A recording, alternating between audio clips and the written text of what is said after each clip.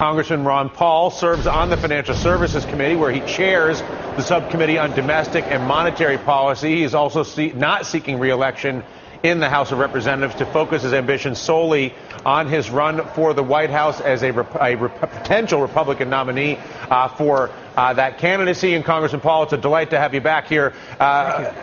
Give me any sense of why it is we're not having any conversation about canceling some of this debt, especially the debt that is being fabricated, invented, and absorbed into the Federal Reserve.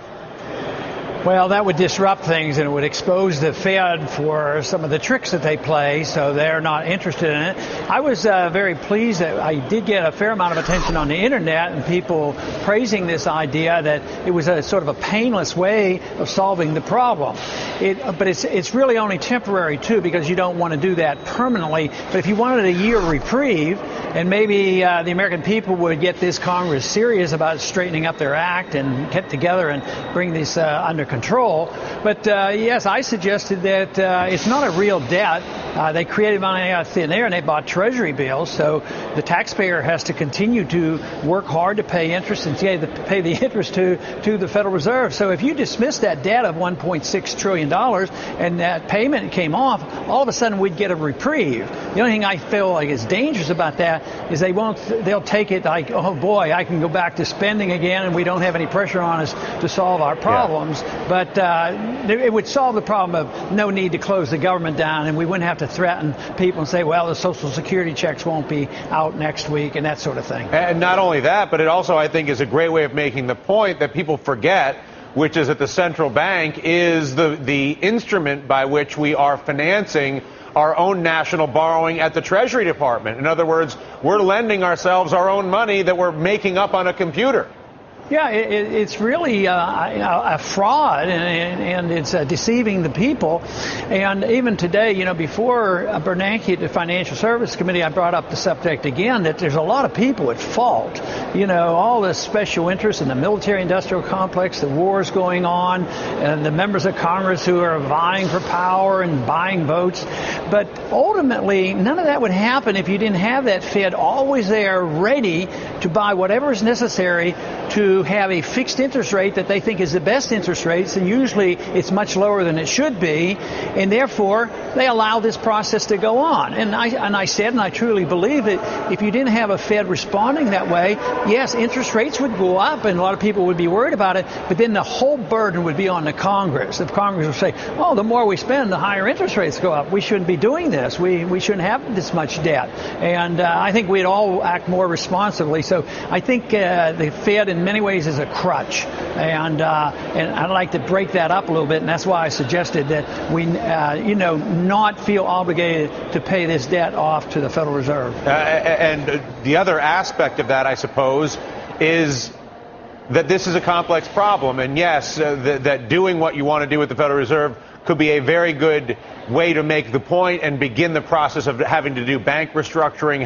That would catalyze a long list of other things. You'd need to do a lot simultaneous to anything like that. Yeah, there'd be a lot of other reforms that should be done, and some criticized my suggestion and said this would take some tools away from the Fed, because the Fed might want to withdraw funds from the banks, which I rather doubt. They're not about to do that. From Bernanke's testimony today, there's no intention anywhere soon to do that. But you could adjust that problem by just raising reserve requirements. If they want to remain in the business of manipulating, the interest rates, they still have management tools other than owning those Treasury bills and draining the banking system of dollars with them. For years since the financial crisis, Congressman Paul, we have watched the central bank print trillions of dollars in so-called quantitative easing, QE1, QE2. They did this instead of writing down the debt at the time and restructuring the debt at the time, and instead they gave the banks and the household debt of this country to the American government, and so we find ourselves at this precipice. At the same time, there's still talk, and I want to play a soundbite of the Fed chairman, that they might want to do more money printing, QE3, even as housing, jobs, and the debt problem have not been helped by those activities. Take a listen to the Fed chairman. The possibility remains that the recent economic weakness may prove more persistent than expected, and that deflationary risks might reemerge, implying a need for additional policy support. Prudent planning requires that we evaluate the efficacy of these and other potential alternatives for deploying additional stimulus if conditions warrant. What is he thinking, in your view? Well, he's just expressing what he's believed in, he's written about, and he's taught for so many years that the tool for the Fed and the responsibility of the Fed is to always print money and create credit and keep interest rates low. And he's doing exactly what he said he would do. Of course, you know, they've been doing it like you pointed out, and today I asked him about that $5 trillion that was created. It's essentially identical to the increase in the national debt during this period of time. And, you know, the position of many on his side of the argument is that we need more consumer spending. And I suggested to him, I said, yeah, but all this money didn't go to the consumers. It went to the big banks, it went to the corporations, and it went to the military-industrial complex. But if we'd have taken that $5 trillion, it comes out to about $17,000 per individual. So if they really believed in this philosophy that, oh, if the consumer would only have the money and spend it, of course, that wouldn't be good policy either. But I was trying to point out that they're not serving the interest of the average person. They're serving the interest of bailing out some friends on Wall Street by us buying up those bad assets, and the middle class and the poor really get dumped on because they're the ones who have lost their jobs. And then the issues in Washington go beyond the out-of-control banking system and its obedience to support the incumbent structure. One other of your favorites is, and rightly so, the out-of-control nature of the TSA and Homeland Security. You and I did a half-hour podcast recently, which we just published this afternoon, and I want to play everybody an excerpt of your thoughts in that conversation, which I think you were so articulate, and allow you to elaborate as to why you think what we're seeing in the TSA is so emblematic of an out-of-control government. Take a listen to Congressman Paul. I think we should be regulating the Federal Reserve and the bureaucrats because we've allowed ourselves with this careless thinking to see what is happening at our airports, and symbolically it's horrible. You know, just think of this 95-year-old lady in a wheelchair and being forced to get undressed. I mean, I've been saying that if we accept that and we're not annoyed by it and we don't want to change it, I think we're in bad shape. How does the culture of the TSA reflect the dysfunction in our government? Well, we've been taught and conditioned to be very tolerant of it because after 9/11, you know, people were taught to say, well, giving up our liberties are very important to be safe, which I do not believe.